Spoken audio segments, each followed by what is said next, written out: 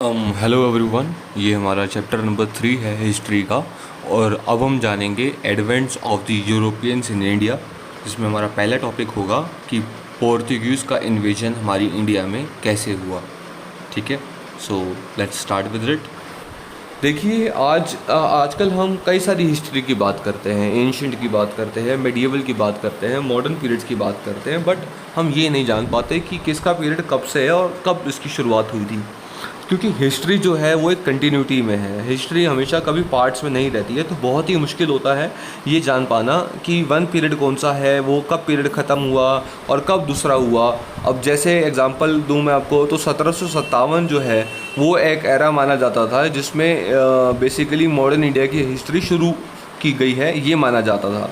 लेकिन असली में जो मॉडर्न इंडिया की हिस्ट्री है वो यूरोपियंस के आने से शुरू होती है, from the advents of the European. तो अब हमें मेडिवल पीरियड में जाना होगा, यानी कि जो 15th सेंचुरी का पीरियड था उसमें जाके देखना पड़ेगा। अच्छा, ये मूवमेंट था, ये वाली जो डेट थी या फिर ये वाला जो टाइम था, इसके बाद से मेडिवल पीरियड ख़त्म हो रहा है और मुग़लों का राज कम हो रहा है। ठीक है, और हो सकता है कि हमें मुग़लों के टाइम में भी जाना पड़े, जब वो आए थे, जब उन्होंने अपना एम्पायर इस्टेब्लिश करा था। तो चलिए शुरू करते हैं। हमारा पहला टॉपिक आता है Portuguese in India, the quest for and discovery of a sea route to India. Sea route की खोज कैसे हुई, नदी के ज़रिए कैसे आया जा सके भारत में, और भारत के ये चीज़ की सब चीज़ की जो क्वेस्ट थी वो यहाँ से हम शुरू करेंगे। तो बात है 7th सेंचुरी की। 7th सेंचुरी से पहले क्या हुआ था, रोमन एम्पायर रूलिंग में थे। रोमन एम्पायर रूलिंग की वजह से एक यूरोपियंस और इंडिया के बीच में डायरेक्ट कांटेक्ट था ट्रेडिंग को लेकर। इंडिया से कई सारी कमोडिटीज़ यूरोप में एक्सपोर्ट करी जाती थी, जैसे स्पाइसेस, कैलिकोज होते हैं इंडियन कॉटन, और सिल्क, और कई सारे प्रीशियस स्टोन्स। लेकिन अरब के आने बाद 7th सेंचुरी के बाद अरब्स का राज चला। अरब्स का राज कहाँ चला, इजिप्ट और पर्शिया में, जिसकी वजह से जो ट्रेडिंग थी, ट्रेडिंग पे अफेक्ट पड़ा और डायरेक्ट कांटेक्ट जो था यूरोपियंस और इंडियंस का वो ख़त्म हो गया। अब यूरोप्स को ज़रूरत तो थी, स्पाइसेस की बात करें तो काली मिर्च, इलायची और सिनेमन की सबसे ज़्यादा ज़रूरत थी, और कॉटन और सिल्क का ट्रेडिंग भी तो बहुत ज़रूरी था ना। लेकिन अब जो ये पहले माल आता था वो आता था सी रूट के ज़रिए, नदी के ज़रिए। लेकिन उस जगह पर जो रूट जो था उस पर अब हुकूमत चल रही थी अरब्स की, तो ये प्रॉब्लम थी। अब बात करते हैं 1453 की। तो 1453 से पहले रूलर थे कॉन्स्टेंटिनोपल जो थे वो बाइजीन एम्पायर के रूलर थे। बाइजीन एम्पायर जो है वो क्रिश्चियंस का एम्पायर हुआ करता था, और अब इनका डिक्लाइन हुआ और अब आए ओटोमन टर्क्स मुस्लिम्स थे। तो अब जो मर्केंटाइज जो इंडिया से यूरोप जाते थे उन पर लग गया है एक स्टॉपेज, और वो स्टॉपेज है अरब्स। तो अगर इंडिया से यूरोप सामान जाना है सी रूट के ज़रिए, तो अरब मुस्लिम्स जो हैं वो इंटरमीडियरीज का काम करेंगे। तो बेसिकली जो सी रूट था उसका नाम था रेड सी ट्रेड रूट। अब जो रेड सी ट्रेड रूट पे अब इंटरमीडियरीज के काम कर रहे हैं जो वो हैं अरब, तो इसमें उन्होंने लगाने लग गए टैक्स। तो बहुत ज़्यादा भयंकर रेवेन्यू कलेक्ट करा इस्लामिक रूलर्स ने यहाँ पर। तो एक तरह से स्टेट मोनोपोली बन गई थी कि भाई यहाँ से जो आएगा उसको हाई टैक्स पे करना पड़ेगा, और फिर वो अपना एक्सपोर्ट और या इंपोर्ट जो है वो कर सकता है। तो अब यार क्या कर सकते हैं, अब क्या करेंगे, या तो भाई तुम करो ये एक्सपोर्ट करो, ट्रेडिंग करो, या फिर आप ढूंढो नया रूट। तो अब खोज शुरू होने वाली थी नए रूट की, कि कोई ना कोई एक और रूट निकाले जहाँ पर अरब्स का राज न चलते और हम अपनी ट्रेडिंग जो है वो फ्री ट्रेडिंग कर सकते हैं। अगर हम लैंड रूट्स की बात भी करते हैं, चलो कोई, अगर हम देखते हैं लैंड रूट से जाने की, तो लैंड रूट्स पे भी अरब का कंट्रोल है भाई। लैंड से भी आपको टैक्स पे करना ही पड़ेगा, कहीं आप सोच रहे हो कि लैंड से बच जाओगे। तो ऐसे सर्कमस्टांसेस मजबूर करते हैं यूरोपियंस को कि एक डायरेक्ट सी रूट निकाले यूरोप से इंडिया तक का। तो बात है 15वीं शताब्दी की, जिस टाइम पर यूरोप में आ चुकी थी स्पिरिट ऑफ रेनेसेंस। अब रेनेसेंस का मतलब होता है कुछ चीज़ें खोजना, रिवाइवल करना, कुछ न्यू डिस्कवर करना। तो एक्सप्लोरेशन की बड़ी आग लगी थी वहाँ पर सब में। उस टाइम पर क्या हुआ, यूरोप जो है आर्ट सीख रहा था, शिप बनाने की, नेविगेट करने की। सबको ईगरनेस थी कि भाई एडवेंचर करे जाएँ, सी वॉयेजेस के लोग समुद्र में जाएंगे और खोजेंगे अलग अलग जगहों को और अलग अलग रास्तों को, कि कैसे अपना एक्सपोर्ट का काम शुरू हुए, ट्रेडिंग का काम शुरू हुए, इंपोर्ट का काम शुरू हुए, सब चीज़ें वो खोजना चाहते थे। और उनका एक मकसद था पूर्व जाने का, पूर्व तक अपना रास्ता खोजने का। और पूर्व में कौन था? भारत के मसालों को लेकर आने का, और यहाँ पर डबल प्रॉफिट में। भाई अब यूरोप में इकोनॉमिक डेवलपमेंट भी बहुत कुछ हो रहा है, वहाँ पे बहुत ज़्यादा लैंड कल्टीवेट हो रही है, एक्सपेंशन हो रही है, कल्टीवेशन हो रही है, और लोग नई नई चीज़ें सीख रहे हैं, जैसे क्रॉप मैनेजमेंट करना सीख रहे हैं, क्रॉप रोटेशन करना सीख रहे हैं कि आज गेहूँ उगाया तो कल बाजरा उगाएंगे, जिससे जो फील्ड जो है वो कल्टीवेटेड रहेगी। अब भाई एक्सपेंशन हो रही है, इतनी तरक्की हो रही है, तो अब डिमांड भी बढ़ेगी कई सारी चीज़ों की।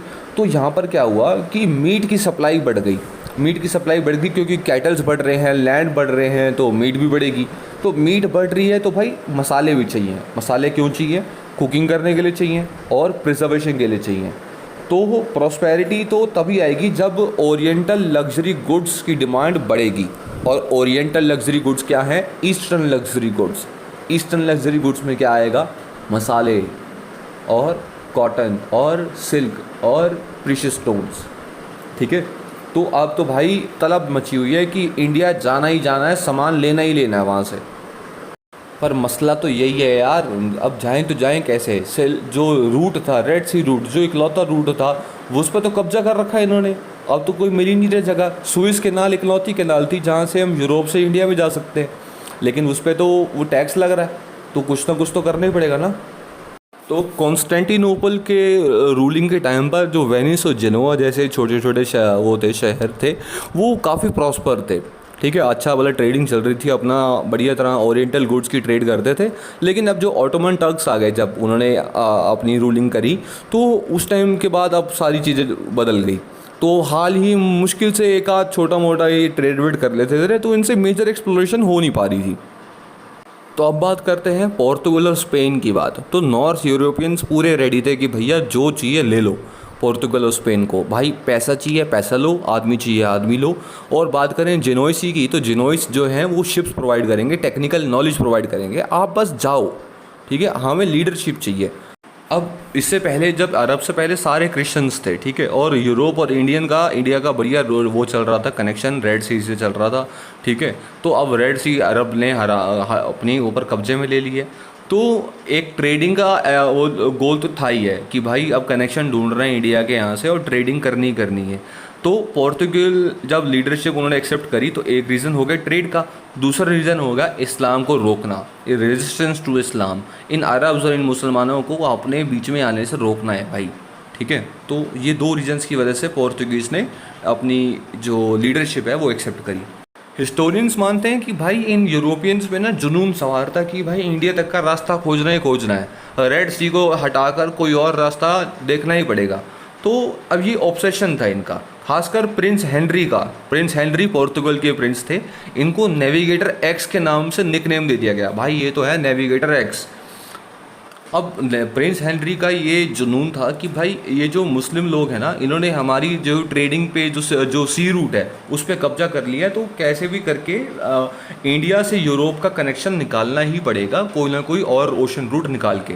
तो एक बात और बताई गई कि जो पोप निकोलस थे, पोप निकोलस 5, इन्होंने प्रिंस हेनरी को 1454 में 1454 में एक बुल दिया था और बोला था कि भाई आपके पास आपको हम क्या कहते हैं आशीर्वाद देते हैं कि आप नेविगेट करो, समुंदर को खोजो, और जितने जितने जो भी आप पे अलग अलग नए नए रास्ते आ सकते हैं ईस्ट तक पहुंचने के, पूर्व तक पहुंचने के, खासकर इंडिया तक पहुंचने के, वो आप ज़रूर निकालो। कहीं ना कहीं से कोशिश करो कि आप निकाल पाओ, हम आपके साथ हैं, भगवान आपके साथ है, आप ज़रूर निकाल लोगे। अब वो क्यों कर रहे हैं? ताकि पहले तो जो इस्लामिक इन्फ्लुएंस की जो लड़ाई है भाई, ये जो मुसलमानों जो कब्जा कर रखा है, मुसलमानों ने जो इन्फ्लुएंस कर रखा है उसको हटाया जाए, और दूसरा जो है क्रिश्चियनिटी के फेथ को बढ़ावा दिया जाए, क्रिश्चियन फेथ को स्प्रेड आउट करा जाए। लेकिन अफसोस प्रिंस हेनरी जो है ये सपना पूरा होने से पहले ही उनकी मौत हो गई। अब 1947 की बात है। 1947 में एक ट्रीटी आई थी, ट्रीटी ऑफ टोरदेसिलास। TORDESILLAS। तो इसमें क्या हुआ, जो रूलर्स थे पोर्तुगल और स्पेन के, उन्होंने डिवाइड करा। अब देखो उनको मकसद था एक तो इकोनॉमी बूस्ट करना और एक रिलीजन को बूस्ट करना, ठीक है, क्रिश्चियनिटी के रिलीजन को। तो उन्होंने क्रिश्चियन वर्ल्ड और नॉन क्रिश्चियन वर्ल्ड में दो हिस्से कर लिए और एक इमेजिनरी लाइन बनाई अटलांटिक तक, कहाँ पे, केप वर्दे आइलैंड्स तक। ये 1300 माइल की लंबी लाइन थी वेस्ट के अंदर। तो इस ट्रीटी के अकॉर्डिंग पोर्तुगल और स्पेन ने फैसला लिया कि पोर्तुगल जाएंगे ईस्ट में और स्पेन जाएंगे वेस्ट में, ठीक है। जितना भी वर्ल्ड वेस्ट का है वो स्पेन का है, जितना भी वर्ल्ड ईस्ट का है वो पोर्तुगल का है। और यहाँ से सफ़र होता है शुरू पोर्तुगीज़ का हमारे इंडिया पे आने का, और उनकी नाव अब इस समुद्री सफ़र पर शुरू हो गई थी। एक मज़ेदार बात यह है कि भाई ना ही कोई गूगल मैप था, ना ही कोई नेविगेटर का कोई सिस्टम, तो भारत को खोजना तो बहुत था ही मुश्किल। तो क्या हुआ, 1487 की बात है, पोर्तुगीज़ नेविगेटर थे एक बार्थोलोम्यू दियास। बार्थोलोम्यू दियास जो थे उन्होंने अफ्रीका के केप ऑफ गुड होप के चक्कर काटे। सोचा उन्होंने कि ये तो भारत है, वहीं पर ही ईस्टर्न कोस्ट पे उनकी शिप वहाँ पर खड़ी कर दी। उन्होंने बोला कि भारत मिल गया बट बाकी, लेकिन सच तो ये था कि उनकी जब शिप चालू हुई उनकी एक्सपीडिशन ट्रीटी के बाद 1497 में ये शिप्स उनकी स्टार्ट हुई, इंडिया के लिए रवाना हुई, और मात्र 11 महीनों में ही उनको इंडिया पे वो लैंड हो गए। और दिन था, समय था मई 1498। और हम ये जानते हैं कि ये कौन था, वो था वास्को डी गामा। अब भारत का इतिहास जो है बदलने वाला है, और वास्को डी गामा जो है आ चुके हैं 3 जहाज़ लेकर। उनमें से एक जहाज़ के पायलट का नाम है अब्दुल माजिद, जो हैं गुजराती, और ये लोग पहुँचे हैं कैलिकट, और दिन है मई 1498। इंडियन हिस्ट्री का यहाँ से तख्ता जो है बिल्कुल चेंज हो जाएगा, क्योंकि वास्को डी गामा सिर्फ ट्रेड के मकसद से नहीं आए थे। अब जो हिंदू रूलर थे कालीकट में, उनका नाम था जामोरिन, जो पोर्तुगल नेम जामोरिन है, और उसको इंडियन टेक्सचर में समुद्री के नाम से जाना जाता है। उनको कोई आइडिया ही नहीं था कि यूरोपियंस की इंटेंशंस क्या हैं, ये लोग क्यों आए हैं हमारे किंगडम पे। उन्होंने सोचा कि ट्रेडिंग तो पहले से भी चलती आ रही है, अरब के साथ कर रहे हैं, यूरोप के साथ कर रहे हैं, ये लोग आए हैं ट्रेडिंग के लिए आए हैं, ठीक है चले जाएंगे, तो अलाउ कर देते हैं इनको ट्रेडिंग करना। एक और बात बता दूं आपको मैं, ये जो कैलिकट का जो किंगडम था बहुत ही प्रॉस्पर किंगडम था, क्योंकि ये बिल्कुल पोर्ट के किनारे था, और कोई भी बंदा आता, चाहे शिप से आता, ऐसे सी रूट से आता, तो इनको ज़रूर फ़ायदा मिल रहा था उसमें। और कैलिकट के किंगडम ने, जो उनके राजा थे, इन्होंने बहुत अच्छी तरीके से मतलब इनका वास्को डी गामा का वेलकम करा, रिसेप्शन करा, सब ठीक चल रहा था। लेकिन दिक्कत पता कहाँ आ रही थी? दिक्कत आई थी अरब ट्रेडर्स के यहाँ। अरब ट्रेडर्स को ये बिल्कुल बात पसंद नहीं आ रही थी, क्योंकि उनका अच्छा बिजनेस चल रहा है मालाबार कोस्ट पे, और वो नहीं चाहते कि यार पोर्तुगीज़ इसके अंदर अपना हाथ जमाएं। कई सदियों से, कई सेंचुरी से जो ट्रेडिंग सिस्टम है इंडियन ओशन में, इसमें बहुत सारे पार्टिसिपेंट्स आए हैं। इंडियंस आए हैं, अरब्स आए हैं, अफ्रीकन्स आए हैं, ईस्ट कोस्ट के लोग आए हैं, और चाइनीज़ आए हैं, जैपनीज़ आए हैं, और सभी ने अपना बढ़िया तरीके से काम चलाया है। बहुत ही सभी को प्रॉफिट मिला इससे। और पता है क्या मेन बात तब आती है जब आप ना एक टैसिट रूल्स ऑफ कंडक्ट के साथ आप अपना काम करते हो। किसी भी अगर आप अकेला लोन शार्क बनना चाहते हो उस पूरे समुद्र में, तो आपको बहुत कुछ करना पड़ता है। लेकिन यहाँ पर क्या है कि किसी ने डोमिनेंस दिखाने की कोशिश नहीं करी, सब अपना अपना प्रॉफिट कमा रहे हैं, अपना अपना एक अच्छा रूल ऑफ कंडक्ट के अकॉर्डिंग बिजनेस कर रहे हैं। लेकिन पोर्तुगीज़ को कहाँ ये बात रास आनी थी? पोर्तुगीज़ चाहते थे कि हम अकेले ह्यूजली प्रॉफिट कमाएं, और ये जो ईस्टर्न ट्रेड है यहाँ पर सिर्फ हमारा ही दबदबा हो। और उनका सबसे मेन टारगेट था अपने कॉम्पिटिटर्स को एक्सक्लूड करना, भगाना है यहाँ से। और सबसे ज़्यादा बड़ा कॉम्पिटिटर कौन है? अरब्स।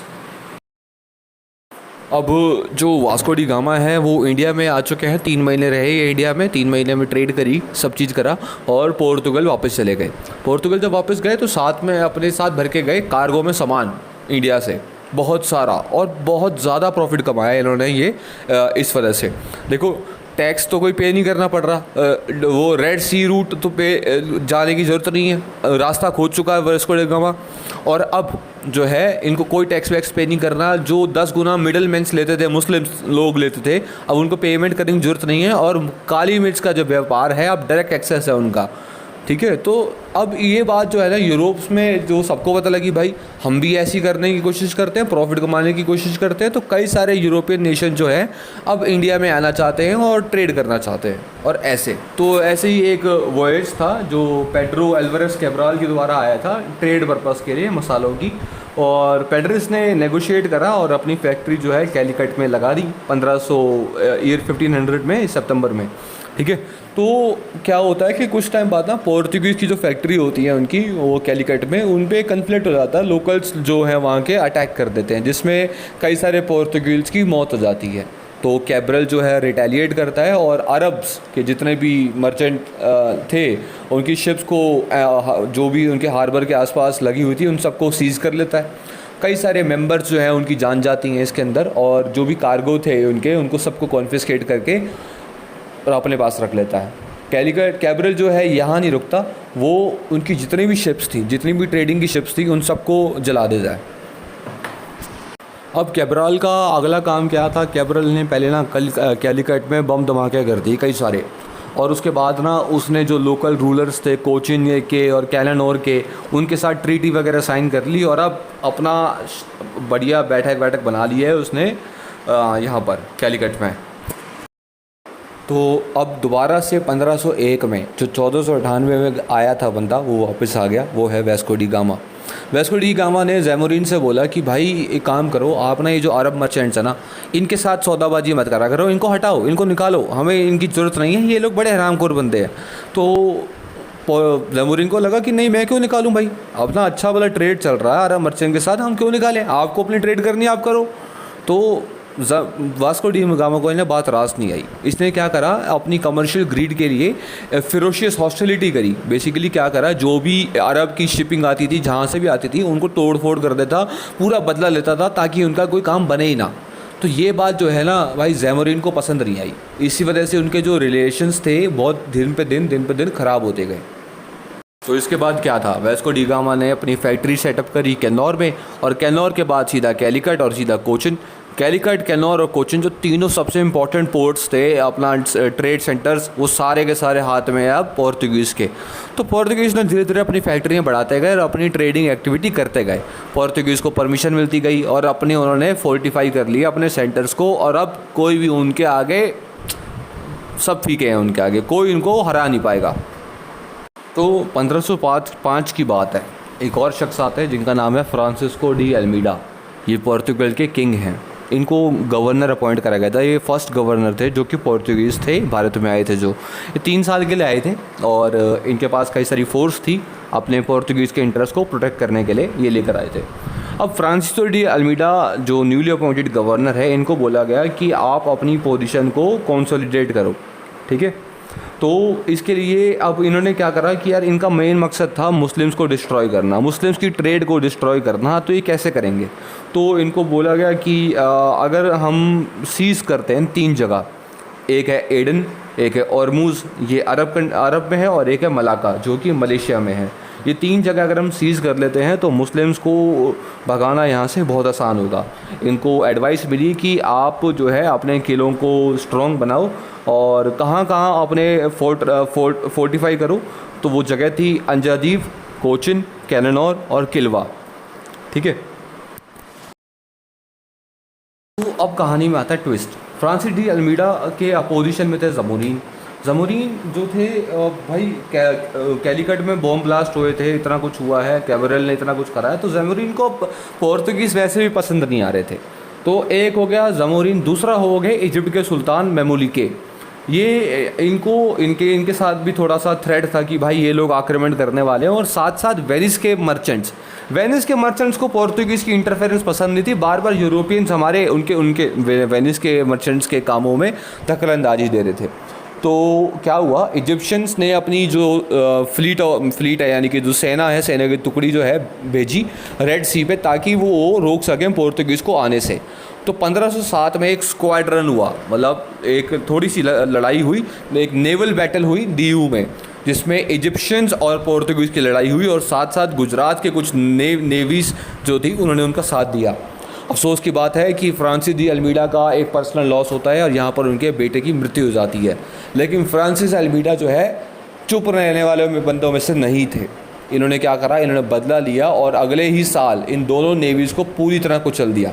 अब अलमीडा का विज़न था कि पूरे इंडियन ओशन पे अगर मास्टर है तो वो पोर्तुगीज़ ही होंगे, और अब से उन्होंने अपनी एक पॉलिसी का जन्म दिया जिसका नाम था ब्लू वाटर पॉलिसी, जिसे कहते हैं कार्तेज सिस्टम।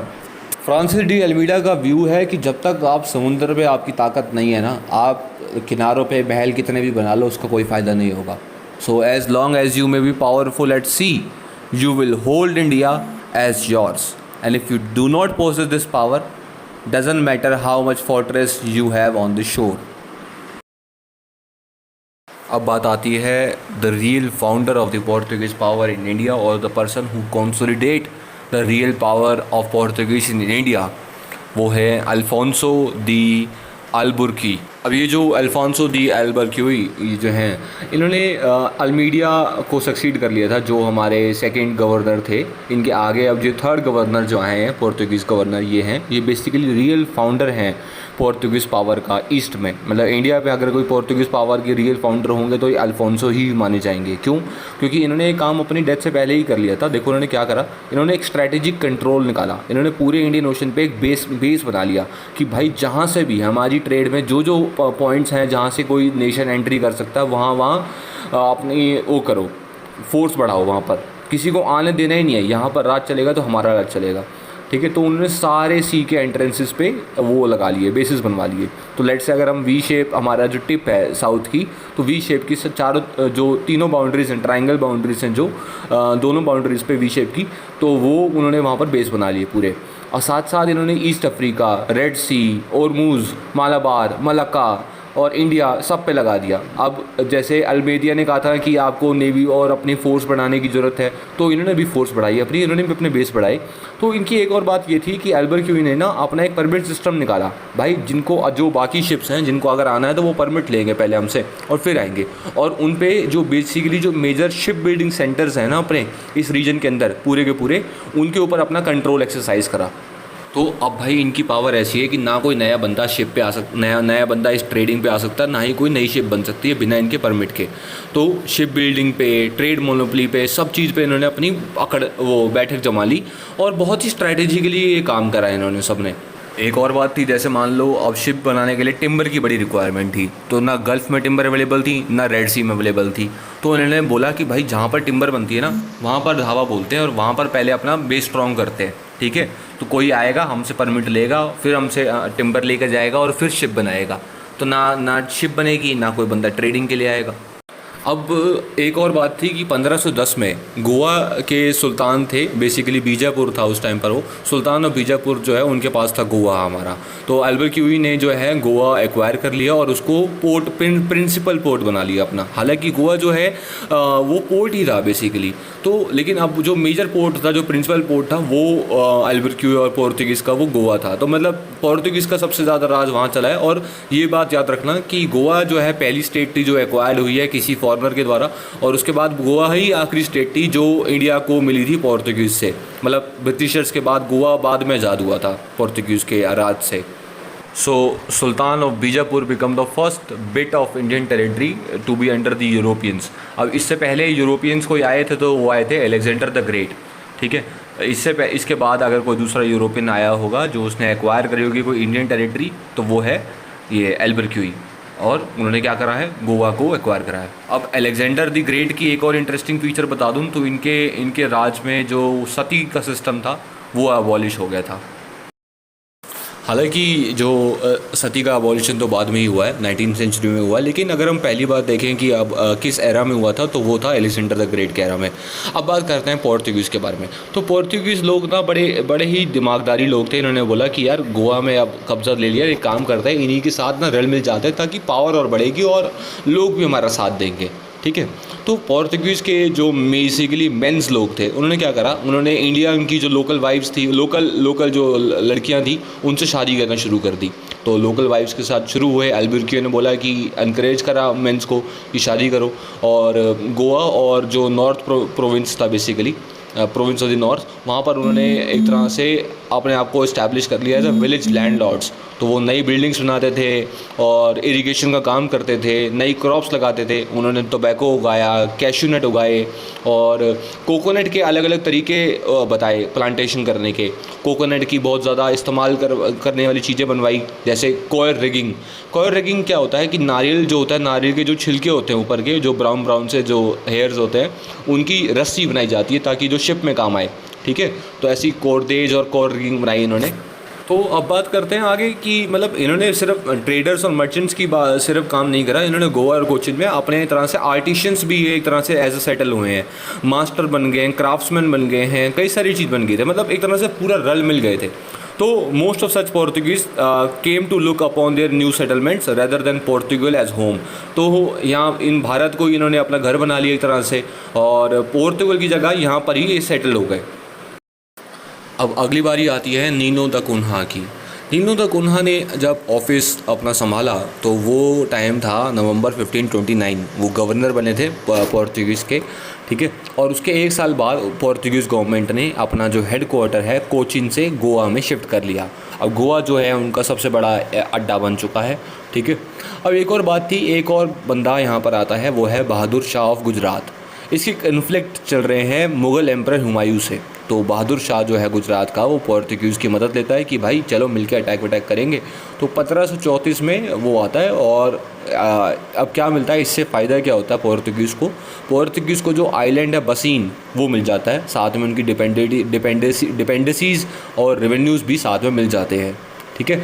बहादुर शाह ने इसको वादा करा था कि उनको वो दीयू भी देगा एज अ बेस, ठीक है। अब बहादुर शाह के रिलेशन जो है पोर्तुगीज़ के साथ सावर कब होंगे, जब हुमायूं जो है गुजरात छोड़ कर जाएगा 1536 के बाद।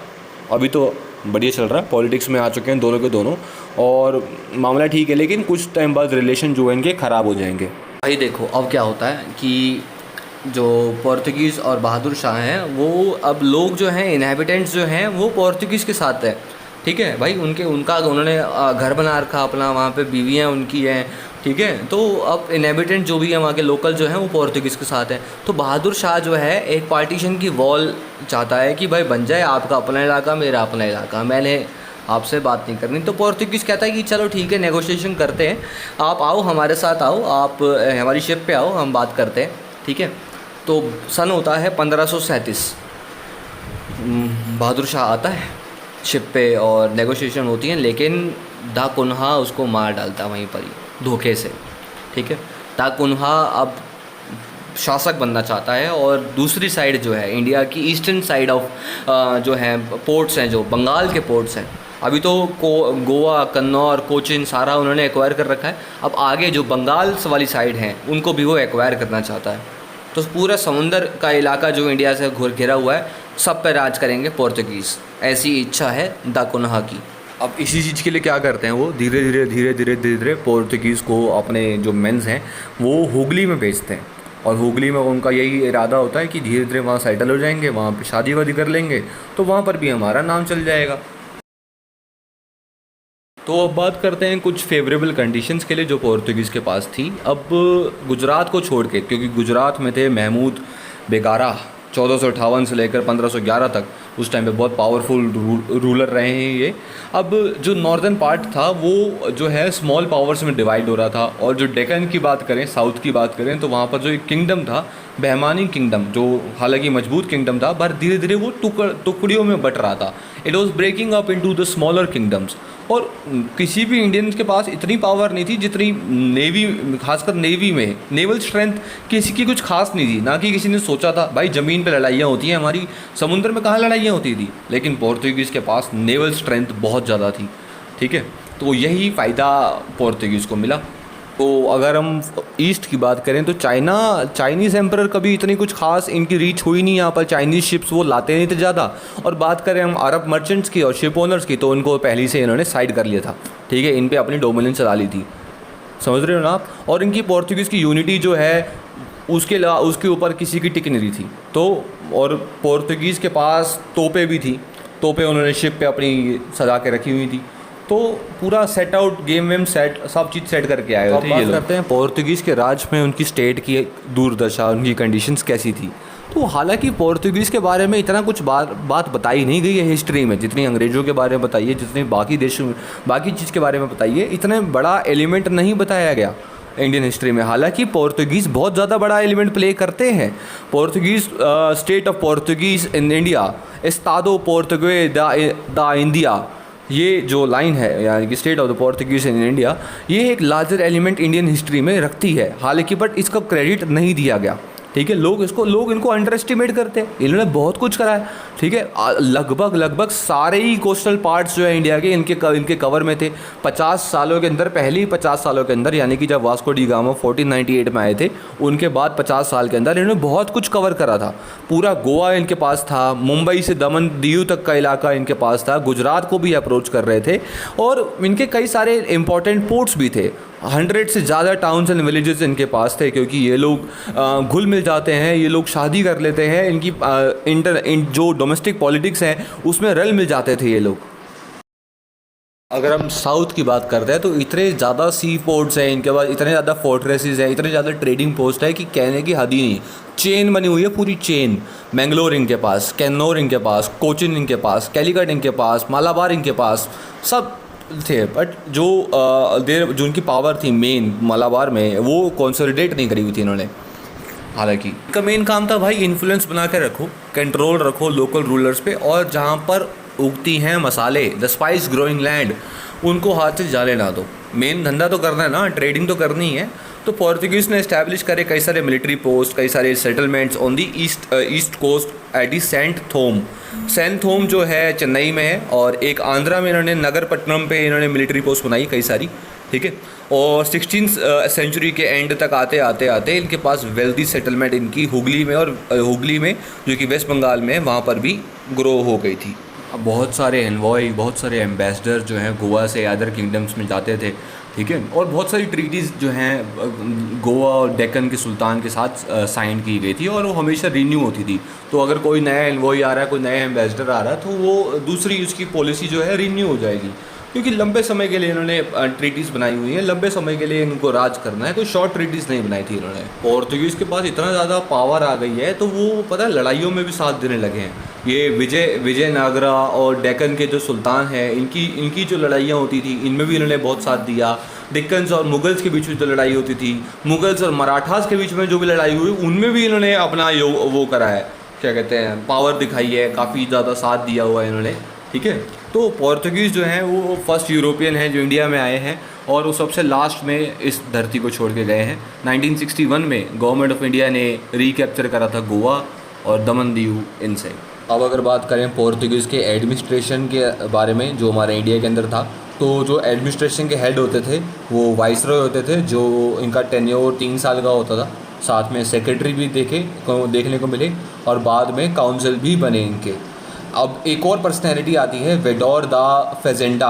ये एक एडमिनिस्ट्रेटिंग पोस्ट है, जो ये पोजीशन पे होता है, वो बंदा रिस्पॉन्सिबल होता है रेवेन्यूज़ के लिए, और कार्गोज़ का कैसे देख रेख करनी है वो सब, और उनकी डिस्पैच कैसे करना है, शिप्स का, फ्लीट्स ऑफ शिप का कैसे डिस्पैच होगा, वो सब वो देखेगा। अब अफ्रीका से लेकर चाइना तक के जो फोर्ट्रेसेस थे, जो भी इनके वो थे किले वगैरह जो होते हैं ना, फोर्ट्रेसेस होते, वो कैप्टन्स के द्वारा चलाए जाते थे, और कैप्टन्स को असिस्ट करते थे फैक्टर्स बेसिकली स्मॉल ट्रेडर्स होते थे, जो इनकी मदद करते थे कैप्टन्स की, जिनकी पावर जो है इंक्रीज़ होती जा रही थी, क्योंकि कम्युनिकेशन का बड़ा प्रॉब्लम थी दोनों साइड से, ठीक है। And was too often use for personal lands.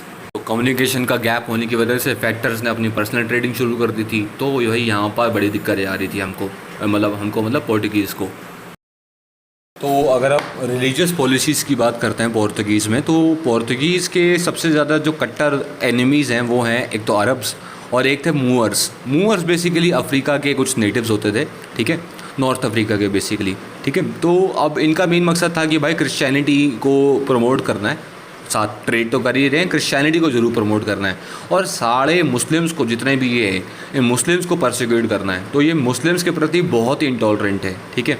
और पोर्तुगीज़ हालांकि हिंदूज़ की बात करें तो उनके लिए इनिशियली तो वो टॉलरेंट थे, लेकिन कुछ टाइम बाद जो है जब जैसे उनकी इंक्विजिशन हुई गोवा में तो उनके लिए हिंदूज़ के लिए भी उनके अंदर चेंज आने लग गया। तो अब हिंदूज़ के लिए भी वो इंटॉलरेंट हो गए और हिंदूज़ कई सारे हिंदूज़ को भी उन्होंने उनको परसिक्यूट करा था। आगे इतने इंटॉलरेंट बिहेवियर के बावजूद भी ये जो जीसस थे, बेसिकली जो जीसस को जो मानने वाले बंदे थे, पोर्चुगीज़ थे, इनका गुड इंप्रेशन था अकबर की कोर्ट में। अब अकबर जो है बहुत ही बड़े पावरफुल बंदे हैं, बहुत टॉलरेंट बंदे हैं ये, ठीक है। अब मुग़ल एम्परर में ये इनके दिल्ली की सल्तनत थी इनके पास, अकबर के पास। अब अकबर की एक ख़ास बात थी कि इनको अलग अलग रिलीजन्स की जो अच्छी अच्छी बातें हैं उनको सुनना और बहुत ही ज़्यादा इंटरेस्ट था इनको थियोलॉजी के क्वेश्चंस में। तो इन्होंने शुरू करा था, एक फ़ेथ शुरू करा था, दीन इलाही की अलग अलग रिलीजन्स की अपनी अपनी क्या क्या विचार हैं वो लोग कवर अप करते थे। और इसी बात पर उन्होंने क्या करा, सितंबर 1579 के अंदर अकबर ने लेटर दिया गोवा की अथॉरिटीज़ को और उनको रिक्वेस्ट करी कि आप अपने यहाँ से 2 पढ़े लिखे पंडित को, यानी कि जो उनके जो प्रीस्ट होते हैं, फादर्स होते हैं, उनको भेजे। चर्च जो हैं, जो चर्च अथॉरिटीज़ थी गोवा में, उन्होंने झट से एक्सेप्ट कर लिया ये इनविटेशन, क्योंकि भाई कल वो सोच रहे थे कि ये चांस है एम्परर को कन्वर्ट कर देंगे क्रिश्चियनिटी में, ठीक है। तो वो अपने कोर्ट में गए और जो दोनों जीसस थे, जो पंडित थे, उनका नाम था रोडोल्फो एक्वावीवा और दूसरा था एंटोनियो मोन्सेराटे। ये दोनों सेलेक्ट हुए थे इस पर्पज़ के लिए। और जब ये फतेहपुर सीकरी में गए 28 फरवरी 1580 को, अब अकबर की जो कोर्ट थी वो फतेहपुर सीकरी में थी, तो 1583 में वो लोग वापस आ गए। पोर्तुगीज़ का सपना ही रह गया, क्रिश्चियन फेथ में कन्वर्ट नहीं कर पाए वो अकबर को। लेकिन सेकंड बार जब अकबर ने उनको बुलाया, फिर से 1590 में उन्होंने बुलाया और फिर से वो 1592 में वो वापस चले गए, वो तब भी नहीं कर पाए। अब थर्ड बार जो है अकबर की कोर्ट थी लाहौर में, 1595 में उन्होंने एक और बार उनको बुलाया। तो इस टाइम पर कोर्ट लाहौर में थी। इस टाइम पर आए थे फादर जेरोम ज़ेवियर और इमैनुअल पिन्हेरो, ठीक है। ये लोग गए तो थे वहाँ पर, लेकिन वापस कभी नहीं आए। ये लोग परमानेंटली इंस्टीट्यूशन उन्होंने वहाँ पर इस्टेब्लिश करा और धीरे धीरे उनकी जो सेक्युलर पॉलिटिक्स थी उसमें अपना इन्फ्लुएंस वो डालने लगे। अब ये जो हैं, ये दोनों अकबर की कोर्ट से लेटर लिखा करते थे, अपनी इन्फॉर्मेशन जो है स्प्रेड आउट करते थे पोर्तुगीज़ को कि भाई देखो कोर्ट में कैसे कैसे काम होता है, अकबर के जो एरा में, जो रीजन में क्या क्या काम होते हैं, कैसे कैसे चीज़ें होती हैं यहाँ पर, सब चीज़ वो जानकारी देते थे।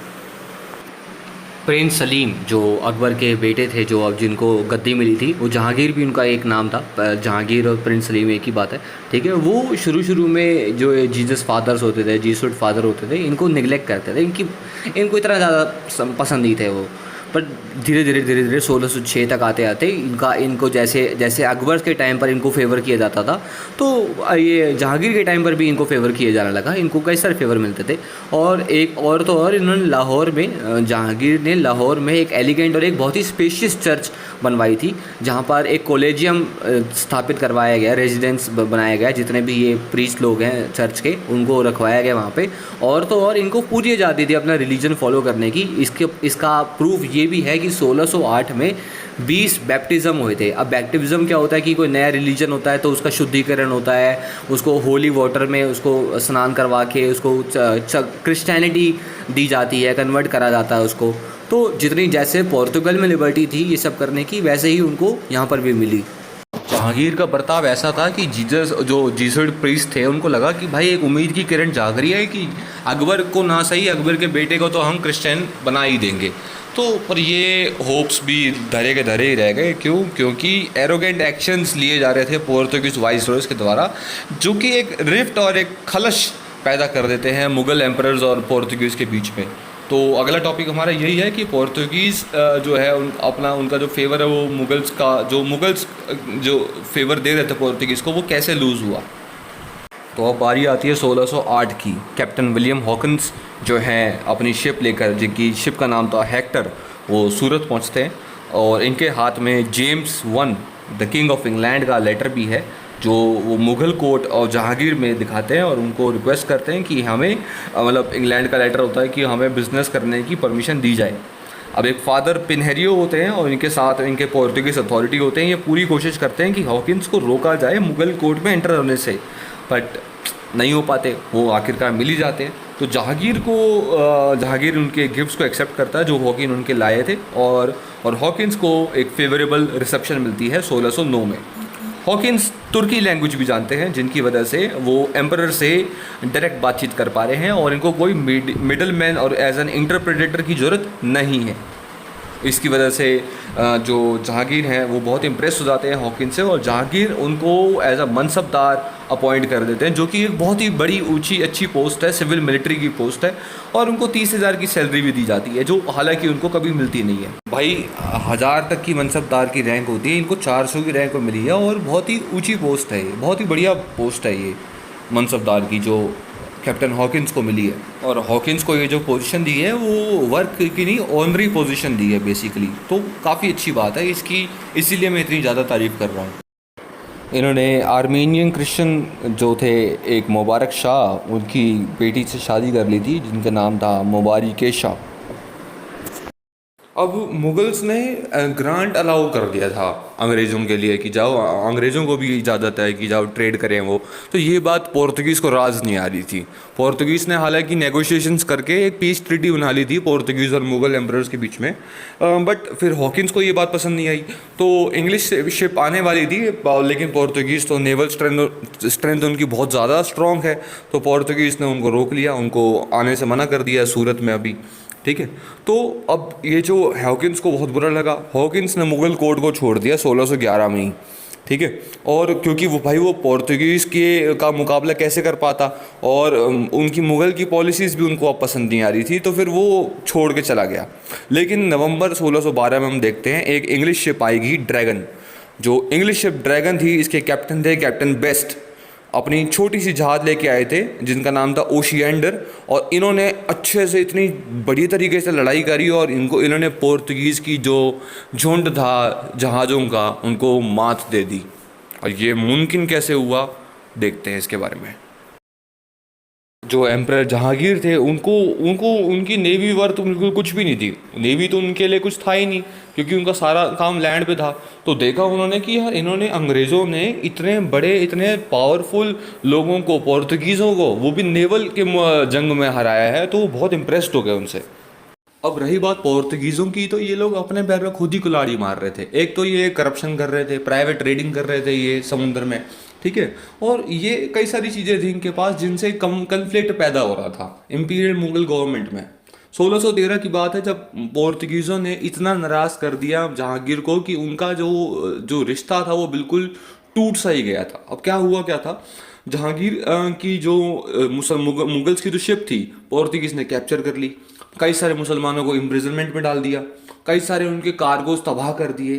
तो ये बात जो है ना बहुत आग बबूला हो गया जहांगीर, और जहांगीर ने मुकर्रब खान जो उस टाइम पे सूरत के चार्ज जिन्होंने ले रखा था उनको बोला कि जाओ इनको बोलो कि हमें सारा हर्जाना दे, हमें हमारी कंपनसेशन दे, ठीक है। और अब क्या हुआ कि जहांगीर के बाद आता है शाहजहां। जहांगीर के टाइम तक मुगल जो पोर्तुगीज़ का जो रिश्ता था वो धीरे धीरे कम होता जा रहा था, और शाहजहां के टाइम पर बिल्कुल ही ख़त्म हो गया, ठीक है। जितनी भी एडवांटेजेस पोर्तुगीज़ एंजॉय कर रहे थे मुगल कोर्ट में वो सब खत्म हो गई, और उनकी जो होप थी कि भाई इन रॉयल फैमिली को मुगल्स की हम एक दिन क्रिश्चियनिटी में कन्वर्ट कर देंगे, हम क्रिश्चियंस बना देंगे इनको, वो होप भी धरी की धरी रह गई। जो होप अकबर और जहांगीर के टाइम पे थोड़ी बहुत देखने को मिली थी, अब वो बिल्कुल ही खत्म हो गई। तो यहाँ से फॉल होना शुरू हो गया पोर्तुगीज़ का। तो आखिरी गलती हुई हुगली में, जो last nail in the coffin जो शाहजहां के टाइम पर इन्होंने मारा, जिनकी वजह से इनका पूरा का पूरा रूलिंग जो है ख़त्म हो गई, वो ये है, ठीक है। तो अगर हम बात करते हैं इनके इंपीरियल फरमान की, फरमान बेसिकली एनओसी होता है, और 1579 में इन्होंने परमिशन मांगी थी। तो पोर्तुगीज़ आए, इन्होंने जो है एक छोटे से गांव में बंगाल के, जो सतगांव नाम था, बिल्कुल नदी के किनारे कुछ डिस्टेंस दूर ही ये गांव था, वहाँ पर ये बसे। इन्होंने अपनी ट्रेडिंग एक्टिविटीज़ कंटिन्यू करी, और कुछ सालों बाद इनकी पोजीशन जो है स्ट्रेंथन होती है, ये लोग बड़ी बड़ी बिल्डिंग बना रहे हैं, ये लोग ट्रेड कर रहे हैं, और यहाँ से अब वो शिफ्ट हो गए सतगांव से एक नए पोर्ट पे। जो पूरा पोर्ट था वो था हुगली, जो मेजर पोर्ट था बंगाल में।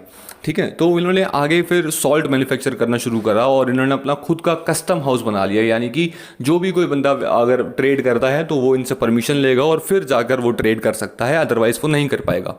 फिर साथ साथ इन्होंने सबसे ज़्यादा हैवी टैक्सेस लगाए, ड्यूटी टैक्स लगाए टोबैको पे। जो टोबैको जो पोर्तुगीज़ ने इंडियंस को सिखाया था कि ये एक नई खेती है, इसमें बहुत मुनाफा है, अब वो अगर इंडियंस वीडियंस कोई भी कर रहे हैं तो उन पे टैक्स लगा रहे हैं पोर्तुगीज़ और उनको टैक्स मिलेगा अब, ठीक है। और ये दोनों चीज़ ब्लैक, हालांकि स्पाइसेस की बात करें तो ब्लैक पेपर तो बन ही रही थी जो सबसे ज़्यादा बिकी रही थी, लेकिन टोबैको और सॉल्ट की ज़्यादा अब प्रोडक्शन होने लगी और ये इंपॉर्टेंट आर्टिकल बन गई ट्रेड का। और इस टाइम पर ये जो मैं आपको घटना बता रहा हूँ ये 17वीं शताब्दी की बिगनिंग की बात है। ये it is the introduction at the beginning of the 17th century. तो अभी तक मैंने मुगल्स की बात नहीं करी, मैंने बोलता ना कि ये आखिरी कॉफिन है जहाँ पर इनका एम्पायर बिल्कुल ख़त्म हो जाता है। तो वो बात क्या थी तो उसके बारे में जानते हैं। तो पोर्तुगीज़ बेसिकली अब उनको ट्रेडिंग करनी थी, ठीक है।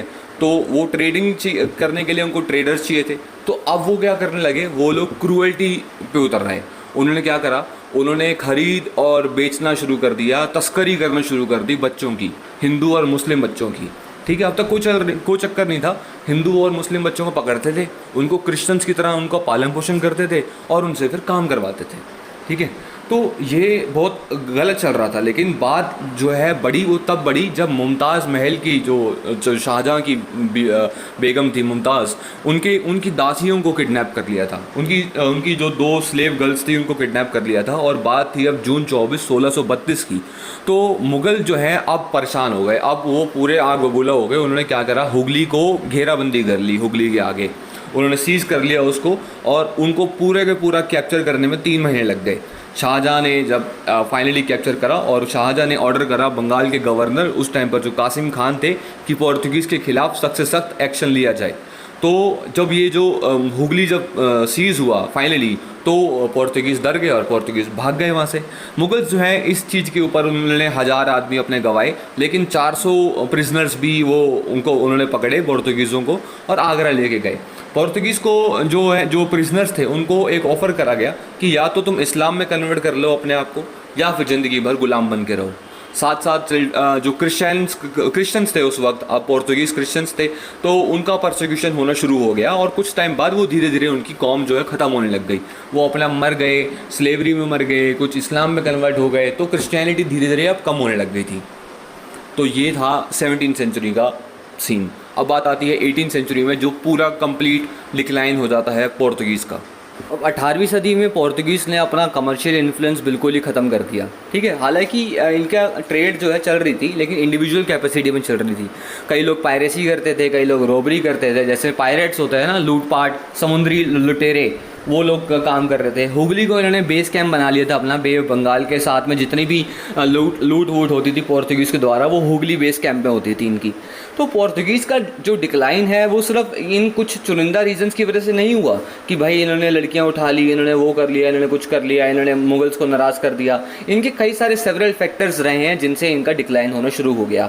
लोकल, अब एक बात और भी है कि जो उनको लोकल एडवांटेजेस मिल रही थी अलग अलग नेबरिंग क्या कहते हैं किंगडम्स की, वो अब धीरे धीरे कम होने लगी, क्योंकि अब पावरफुल डायनेस्टीज़ जो हैं उनका इमरजेंस हो रहा है। इजिप्ट के लोग आ रहे हैं, पर्शिया के आ रहे हैं, नॉर्थ इंडिया की जो डायनेस्टीज़ हैं वो बहुत इंपॉर्टेंट हो रही है। खासकर मराठास का जो है अब वो जो एरिया है वो वाइडन अप होते जा रहा है और वो इमीडिएट नेबर्स हैं इनके। पोर्तुगीज़ गोवा में हैं तो इनके नेबर्स जो हैं वो वेस्ट में मराठास ही हैं। तो मराठास ने इनसे 1739 में सल्सेटे और बेसिन जो है वो कैप्चर कर लिया था। तो मराठास की जो है वो पावर बढ़ती जा रही है। तो इनसे ये सारे कई सारे फैक्टर्स भी रहे हैं जिनसे पोर्तुगीज़ का डिक्लाइन हुआ है। शिवाजी महाराज की जो नेवी थी वो सबसे बेस्ट नेवी मानी जाती थी एशिया में पूरे। तो वो रीज़न था उन्होंने जो 1739 में पोर्तुगीज़ की 2 स्टेट्स को कैप्चर कर लिया था, जो थी सल्सेटे और दूसरी है बेसिन। अब बात करते हैं रिलीजियस पॉलिसीज़ की। तो पोर्तुगीज़ का एक और वो एम भी था कि क्रिश्चियनिटी को स्प्रेड आउट करा जाए। हालांकि ये लोग मुस्लिम से बहुत ज़्यादा ही क्या कहते हैं अफ्रेड होते थे, मुस्लिम्स को बिल्कुल पसंद नहीं करते थे। तो ये एक पॉलिटिकल फियर बन चुका था दोनों के माइंड में, मुस्लिम्स के माइंड में भी और हिंदू के माइंड में भी। क्यों? क्योंकि मुस्लिम्स तो वैसे भी इनसे नफरत करते हैं, पोर्तुगीज़ को पसंद नहीं करते। हिंदूज़ की बात करें तो ये हिंदू के बच्चों को भी उठा रहे हैं और उनको ज़बरदस्ती क्रिश्चियन बना रहे हैं और उनको स्लेव में धकेल रहे हैं। तो ये हिंदूज़ को भी बात राज नहीं आई। और रही बात अगर ट्रेड प्रैक्टिसेस की, तो ये बहुत झूठे मक्कार लोग थे, इनसे ट्रेड करना बहुत ही गलत साबित होता जा रहा था लोगों को। और पोर्तुगीज़ जो है उनको देखा कि बाद में यार ये लोग कुछ भी नहीं है, ये लोग सिर्फ समुद्री लुटेरे हैं और इनकी एरोगेंस और वॉयलेंस हमसे झेली नहीं जा रही, ना मुगल से झेली जा रही है, ना ही जो स्मॉल स्टेट्स रूलर्स थे उनसे भी झेली नहीं जा रही थी। यार ये अपनी चढ़ाते रहते हैं, अपने वॉयलेंस करते रहते हैं, क्रूअल्टी दिखाते रहते हैं, झूठ का सहारा लेते रहते हैं, बच्चों को किडनैप कर रहे हैं, ये कर रहे हैं, वो कर रहे हैं। मतलब हर किसी के माइंड में ईर्ष्या पैदा होने लगी थी कि पोर्तुगीज़ को अब निकालना है। ठीक है, तो इंपीरियल मुगल्स को भी बात पसंद नहीं आई, किसी को भी पसंद नहीं आई। फिर आया डिस्कवरी ऑफ ब्राज़ील। ब्राज़ील की डिस्कवरी हुई कैसे? कैब्रल जो थे 1500 में इंडिया आने वाले थे और गलती से उन्होंने खोज कर ली ब्राज़ील की, और ब्राज़ील पहुंच के तो उन्होंने क्या करा, वहाँ पर अपना अड्डा बना लिया और गोवा की जो सारी पावर्स हैं वो ब्राज़ील शिफ्ट कर दी। तो एक तरह से ये भी एक मेजर सीन था। तो जो कॉलोनाइजिंग एक्टिविटीज़ थी पोर्तुगल की ईस्ट में, वो वेस्ट में डाइवर्ट हो गई। ठीक है, फिर उसके बाद होता है कि यार अब हमने देखा था ना कि दोनों लोगों को बहुत सपोर्ट करा गया था, एक स्पेन था और एक पोर्तुगल था। 1580 से लेकर 1581 तक इनका बहुत बड़ा यूनियन था। तो फिर क्या होता था कि जितने भी स्मॉल किंगडम्स होते थे, अब स्पेन का वॉर चल रहा था इंग्लैंड और हॉलैंड के साथ, तो पोर्तुगीज़ को की जो मोनोपोली है ट्रेड की इंडिया में, इससे इनको बैडली इफेक्ट हो रहा था इन पे कि यार आधा तो टाइम हमारा वॉर में चला जाता है, तो बेसिकली ट्रेड हो नहीं पा रही थी ढंग से। एक point of view Alfonso de Souza का भी देख लेते हैं, जो पोर्तुगीज़ गवर्नर रहे हैं 1542 से लेकर 1545 तक। इन्होंने बोला कि पोर्तुगीज़ इंडिया में आए एक हाथ में तलवार लेके, एक हाथ में क्रिश्चियन का जो वो होता है प्लस क्रॉस साइन होता है वो लेकर। देखा इन्होंने कि भाई यहाँ तो बहुत सारा सोना पड़ा है, तो उन्होंने क्या अपना क्रॉस को साइड रखा और अपनी जेबें भरने लग गए। मतलब अपनी जो रिलीजियस पॉलिसीज़ थी उनको उन्होंने नज़रअंदाज कर लिया बेसिकली। ठीक है, तो अब एक हाथ से इनसे सोना पकड़ा नहीं जा रहा था और सोना बहुत हैवी हो गया, तो उन्होंने बाद में अपनी जो स्वॉर्ड भी छोड़ दी, यानी कि जो उनकी फाइटिंग की टेक्निक्स थी, जो उनकी स्ट्रैटेजीज थी, जो उनका सब चीज़ था, लड़ने का जो ताकत थी, वो सब छोड़ दी पैसे के चक्कर में। अब ऐसे हाथ में जब सोना लिए खड़े हैं, ना तलवार है ना क्रॉस है, तो जो भी आएगा इनके आगे वो इनको आराम से इजिली मात दे सकता है। अब जो भी का मतलब कौन है, तो जो भी है वो है डच और ब्रिटिश। तो ब्रिटिशर्स ने देखा कि यार इनके पास तो अब ताकत नहीं है, सिर्फ पैसे के पीछे पड़े हुए हैं, इनको हराना बहुत आसान है। तो यही है मेजर रीज़न अल्फांसो डी सूजा के अकॉर्डिंग कि पोर्तुगीज़ का डिक्लाइन होना शुरू होता है। अब भाई बात एक ये और थी कि वेस्को डी गामा का तो पता है कि भाई इंडिया तक कैसे आते हैं, तो इसका मतलब ये नहीं कि सिर्फ वेस्को डी गामा को ही पता लगा रहेगा, और कंट्रीज़ भी हैं और लोग भी हैं जो लोग रास्ता निकाल सकते हैं। तो जो अर्ली मोनोपोली थी भाई नॉलेज की कि ये सी रूट है इंडिया का, ये सिर्फ पोर्तुगीज़ को पता थी, वो अब सीक्रेट नहीं रही भाई। धीरे धीरे डच को भी पता लगा, डेन्स को पता लगा, इंग्लिश को पता लगा, वो अपनी स्किल्स सीख रहे थे और साथ साथ ओशन नेविगेशन भी आ गया था उनको। और अब न्यू ट्रेडिंग कम्युनिटीज़ यूरोप से आ रही थी। पहले तो सिर्फ पोर्तुगीज़ ही आए थे, अब कई सारी कम्युनिटीज़ और आ रही हैं इंडिया में। ठीक है, तो इस वजह से एक राइवलरी बन गई और इस स्ट्रगल में पोर्तुगीज़ को बहुत ताकतवर लोगों के द्वारा और बहुत ही ताकतवर कॉम्पिटिटर्स का सामना करना पड़ रहा है। ठीक है, तो डच और इंग्लिश जो है उसने अपने सारे बड़े बड़े रिसोर्सेज लगाए हैं और अपनी ओवरसीज़ को एक्सपेंड करने की पूरी कोशिश करी है। और अब पोर्तुगीज़ अपने घुटने टेक दिए हैं पोर्तुगीज़ ने, और पोर्तुगीज़ के बस की बात नहीं रही है कि वो इन बड़ी बड़ी कंट्रीज़ का सामना कर सके। तो पोर्तुगीज़ का यहाँ होता है एक के बाद एक पोर्तुगीज़ अपनी पोजीशन जो है अपने ओपोनेंट्स के आगे त्याग रहा है और अपनी सारी जो है उन्होंने पावर इस्तेमाल कर लिया। अब उनके पास कुछ भी बचा नहीं है और वो अब उनको घुटने टेकने के अलावा उनके पास कोई भी ऑप्शन नहीं है। गोवा जो पोर्तुगीज़ का सबसे एक इम्पॉर्टेंट पोर्ट रहता था, वो भी अब किसी काम का नहीं रहा, क्योंकि विजयनगर के एम्पायर जो है वो उनका डिक्लाइन हो गया है। और उसके बाद अब किसी को फ़र्क नहीं पड़ता कि गोवा किसके पास है, क्योंकि गोवा अब कुछ इंपॉर्टेंट रहा ही नहीं। तो जो स्पाइस ट्रेड थी अब डच के पास आ गई है और गोवा जो है सुपरसीड कर लिया है ब्राज़ील ने, क्योंकि वो ऐसा इकोनॉमिक सेंटर बन गया है of the overseas empire of Portugal. तो ब्राज़ील के पास गोवा आ गया है और ब्राज़ील में बेसिकली गोवा अब कुछ इंपॉर्टेंट रहा ही नहीं, तो जिसके पास हो उससे कोई फ़र्क नहीं पड़ता। 1683 में 2 नेवल असॉल्ट्स के बाद मराठास ने गोवा पे कब्जा कर लिया। अगर हम एक टाइमलाइन देखते हैं पोर्तुगीज़ के राइज और फॉल की, तो बात शुरू होती है 1498 से और बात ख़त्म होती है 1663 तक। तो 1498 में वास्को डी गामा आते हैं कैलिकट और अपनी ग्रैंड रिसेप्शन देते हैं लोकल किंग ज़मोरीन के द्वारा। 1503 में उनका फर्स्ट पोर्तुगीज़ फोर्ट इस्टेब्लिश होता है कोचिन में। 1505 में उनका सेकेंड पोर्तुगीज़ फोर्ट कन्नौर में। 1509 में वो डिफीट करते हैं combined fleet of Gujarat, Egypt और जमोरीन। और क्यों? क्योंकि फ्रांसिस्को अल्मीडा जो थे उस टाइम पे गवर्नर थे और उन्होंने बहुत बढ़िया मात दी थी। 1510 में अल्फोंसो अल्बुकर्क्यू पोर्तुगीज़ के गवर्नर बनते हैं और कैप्चर करते हैं गोवा बीजापुर से। 1530 में गोवा जो है पोर्तुगीज़ का कैपिटल घोषित कर दिया जाता है और 1535 में डीयू का सब्जुगेशन होता है और 1559 में पोर्तुगीज़ दमन भी कैप्चर कर लेते हैं। 1596 में पोर्तुगीज़ जो है डच को साउथ ईस्ट एशिया से हटा देते हैं, मतलब बेसिकली लड़ाई होती है इनसे। और 1612 में सूरत जो है लॉस हो जाता है सूरत का इंग्लिश के द्वारा, loss of Surat to the English, मतलब सूरत इंग्लिश बेसिकली जो है सूरत को हथिया लेते हैं। 1663 की बात है तो डच जो है पोर्तुगीज़ के फोर्ट्स को मालाबार कोस्ट पे कैप्चर कर लेता है, जीत लेता है और पोर्तुगीज़ का काम जो है ख़त्म हो जाता है। अब हम बात करते हैं कुछ सिग्निफिकेंस की। अगर हमने राइज एंड फॉल की बात करी तो पोर्तुगीज़ का सिग्निफिकेंस भी इम्पॉर्टेंट है जो हमें कवर अप करना है। तो कई हिस्टोरियंस ने ऑब्जर्व करा कि जो पोर्तुगीज़ का आना था वो बेसिकली यूरोपियन एरा की शुरुआत थी, ठीक है। तो वहाँ से नेवल पावर का इमरजेंस होता है। हालांकि नेवल जो थी जो हमारे पास थी लेकिन इतनी पावरफुल नहीं थी, चोलास के पास थी लेकिन इतनी मज़ेदार वाली बात नहीं थी। और पहली बार कोई फॉरेन पावर जो है इंडिया पे आई है वो भी समुद्र के इलाके से। बेसिकली सारे लोग हिंदकुश महापर्वत से आ रहे हैं, पहाड़ों के पीछे से आ रहे हैं, लैंड से आ रहे हैं बेसिकली, लेकिन समुद्री इलाके से ये पहले थे, ठीक है। तो पोर्तुगीज शिप्स जो थी उनके पास तोपें भी थी और ये पहला स्टेप था जब इन्होंने मोनोपोली हासिल करी ट्रेड के ऊपर और थ्रेट से करी और वो भी एक्चुअल यूज़ ऑफ फोर्स से करी। आज तक अभी तक इससे पहले ट्रेड जो है बहुत ही नॉर्मल चल रही थी, कभी कोई ऐसा कुछ सीन देखने को नहीं मिला था। पोर्तुगीज ने डिक्लेयर करा अपनी इंटेंशन कि भाई वो किसी रूल का पालन नहीं करेंगे सिवाय उनके खुद के, ठीक है। और उनका इंटेंट था कि पूरी की पूरी एडवांटेज लें इंडियन से और इंडियन ओशन ट्रेडिंग सिस्टम पर पूरा का पूरा कब्जा करें। मालाबार की बात करें 16वीं सदी में तो मिलिट्री में बड़ा योगदान रहा है पोर्तुगीज़ का। तो पोर्तुगीज ने अपने मिलिट्री इनोवेशंस दिखाई हैं, इन्होंने अपने बॉडी आर्मर्स दिखाए हैं कि देखो हमारे कितने मस्त और कितने हाईटेक बॉडी आर्मर्स हैं। इनके पास मैच लॉक मेंस भी थे। मैच लॉक मेंस बेसिकली क्या होते हैं कि क्या होता था कि इंडिया में जब गन आप मतलब बेसिकली बंदूक होती थी उसमें आपको कारतूस बार बार लोड करना पड़ता था, लेकिन मैच लॉक मेंस की क्या टेक्निक थी कि वो ऑटोमेटिक थी कि उनको बार बार ज़्यादा कारतूस लोड करने की जरूरत नहीं है, बंदूक में अपने आप एक के बाद एक कारतूस जो है अपने आप ही लोड होता जा रहा है, तो टाइम बहुत सेव हो रहा है इससे। और उन्होंने अपनी जो है गन्स जो है वो शिप्स में लैंड करी, बहुत छोटी गन्स भी थी, बड़ी गन्स भी थी, क्विक रिस्पॉन्स के लिए उनके पास सारी चीज़ें थी ताकि फटाफट इनका जो है हम जंग जीत सकें। तो पोर्तुगीज ने कई सारे कंट्रीब्यूशन दिया है मुगल्स में, बेसिकली खासकर फील्ड गन्स में उन्होंने बहुत ज़्यादा दिया है। एक वर्ड था आर्टिलरी ऑफ द स्टिरअप।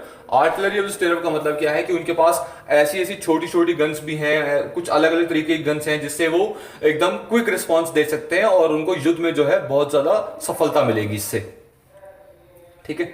और एक मेजर इंपॉर्टेंट कंट्रीब्यूशन रहा है पोर्तुगीज का, वो था ऑन शोर में system of the drilling groups of infantry. Drilling groups of the infantry का मतलब है टर्शियो। बेसिकली क्या होता था कि ये एकदम से ऐसे सिपाही थे, तैनात थे, मतलब एक फाइटिंग स्ट्रैटेजी थी बेसिकली। ये एक स्पेनिश मॉडल था फाइट करने का। तो ये जो है बहुत बड़ा कंट्रीब्यूशन रहा है और ये इंडिया में भी इस्तेमाल हुआ है आगे फ्यूचर में अब जो होगा, ठीक है। ये 1630 में इंट्रोड्यूस हुआ था और ये जब डच का प्रेशर्स पड़ रहा था उनके अगेंस्ट ऐसा काउंटर इसको इस्तेमाल करा गया था। और ये जो प्रैक्टिस है ये सबसे पहले फ्रेंच ने अडॉप्ट करी, उसके बाद इंग्लिश ने, उसके बाद मराठास ने, उसके बाद सिख्स ने, और फिर ऐसी आर्मीज जो है सिपॉइज की एक तरह से नया टूल बन गया इंडिया के एम्पायर में, ठीक है। तो पोर्तुगीज जो है बहुत चीज़ों में मास्टर रहे हैं और खासकर अपनी जो समुद्री टेक्निक्स हैं उसमें तो उनके बहुत ज़्यादा बड़ा वो है, मतलब बिल्कुल मास्टर ही रहे हैं वो अपनी हर एक चीज़ में, खासकर समुद्र में, ठीक है। तो उनकी जो मल्टी डेकेड शिप थी, जो मल्टी डेकेड आप समझते हो ना, 2 स्टोरी जो होती हैं, वो बहुत ही हेविली कंस्ट्रक्टेड थी, बहुत ही बढ़िया तरीके से डिज़ाइन करी गई थी और एटलांटिक गेल्स पर भी वो चलती थी, ठीक है। और बेसिकली रेगुलर मानसून्स में भी नहीं, वो बड़े से बड़े मानसून्स में भी और हैवियर आर्नामेंट को कैरी कर वो चल सकती थी, मतलब काफ़ी मजबूत उनकी जहाज थे वो। तो कोई बड़ी से बड़ा आपको हथियार रखना है तो आप इजीली रख सकते हो वहाँ पर, क्योंकि उनकी जो शिप्स हैं वो बहुत ही मजबूत बनी हुई हैं, और बड़ी से बड़ी लहरों का भी वो आराम से सामना कर सकती हैं, और अगर कोई उन पे क्या कहते हैं अटैक भी करेगा तो इतनी जल्दी वो टूटेंगी नहीं।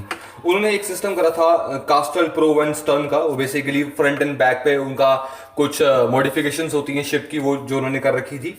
तो एक तरह से ये बहुत बढ़िया मेथड था। इससे क्या होता था कि वो बोर्डिंग्स में उनको बड़ी हेल्प मिलती थी, चाहे वो लॉन्च करनी है उनको बोर्डिंग, चाहे वो रिपेल करनी है, तो वो बोर्डिंग बेसिकली आसान कर सकते हैं। बोर्डिंग में मतलब उतार चढ़ाव, सामान लोड करवाना, अनलोड करवाना, ये काफी बढ़िया तरीके से कर सकते हैं। मतलब उनका जो सेटअप था, जो शिप्स का सेटअप था, वो सबसे ज्यादा शानदार सेटअप था।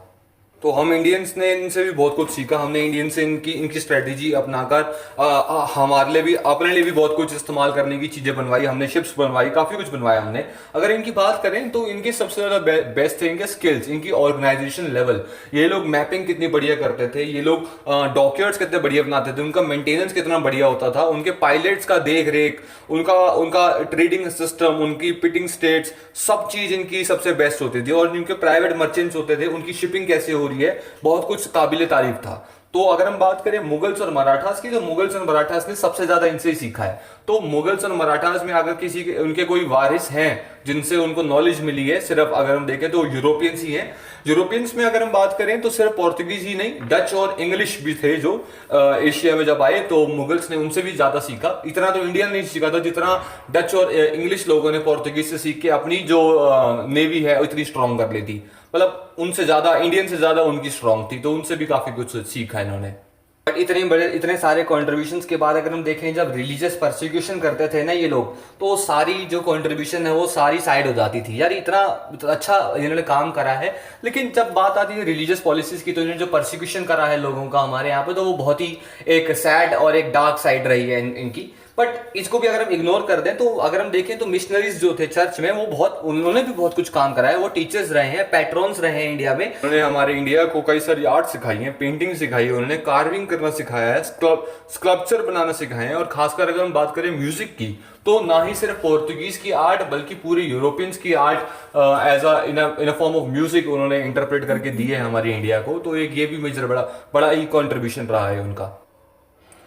अगर हम इनकी बात करें तो जो सुनार और लोहार का काम था basically, the silver Smith and gold Smith, तो वो बहुत फ्लोरिश्ड हुआ था। जो सोना और चांदी का ये जो व्यापार करते हैं, जो लोग जो बनाते हैं, उनका बहुत काम इन्होंने गोवा में फ्लोरिश करा है। बेसिकली डायमंड को पकड़ने के लिए जो औजार चाहिए होते हैं, डायमंड को तराशने के लिए औजार चाहिए होते हैं, वो इन्होंने बनाए। इसको फिलग्री कहते हैं, फिलग्री वर्क जिसे हम कहते हैं। इन्होंने फॉलियज का काम करा है, कई सारे काम करे, मेटल्स का वर्क बहुत इन्होंने करा है, जूवेल्स में इनका बड़ा योगदान रहा है। और अगर हम बात करें इनके चर्चेस की, तो चर्चेस जो हैं इन्होंने इसमें बहुत ज़्यादा उम्दा और बहुत ही शानदार तरीके से वुड वर्क्स करे हैं, इन्होंने स्कल्पचर्स बनाई है। अब ज़्यादातर चर्च में देखते हो तो आप ऊपर सीलिंग्स में देखते हो तो कई सारी पेंटिंग्स वगैरह बनी होती हैं, कार्विंग्स करी होती हैं जीसस वीजस की। बट इन्होंने अपनी जो आर्किटेक्चरल प्लान रखा था बहुत सिंपल रखा था, लेकिन बहुत ही शानदार और बहुत ही खूबसूरत प्लान्स थे इनके। तो ये सारे इनके कॉन्ट्रीब्यूशन रहे हैं पोर्तुगीज के। तो यहाँ हमारी पोर्तुगीज की जो कहानी है वो सारी खत्म होती है। आशा करता हूँ आपको पसंद आई होगी। सो अगली वीडियो में हम पढ़ेंगे डच और डैन्स की कहानी।